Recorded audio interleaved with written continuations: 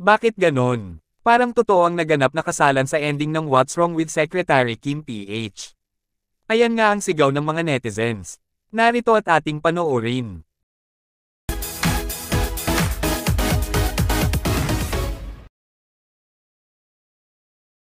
Labis-labis nga ang kilig na naramdaman ng mga Kim Pao fans and supporters sa kasalan nina Secretary Kim at BMC sa last episode ng What's Wrong with Secretary Kim PH.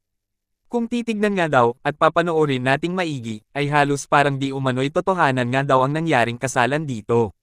Marahil, ay ang nakita nga nila sa scene na ito, ay hindi ang karakter ni BMC at Secretary Kim.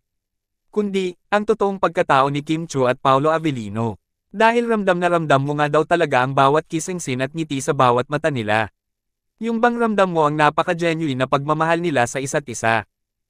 Sa kabilang banda nga daw, ay labis ding nalungkot ang mga solid Kim Pao fans at supporters dahil mamimiss nga daw nilang abangan ang bawat episode ng What's Wrong with Secretary Kim. Kayo, anong masasabi nyo tungkol dito? Just comment down below.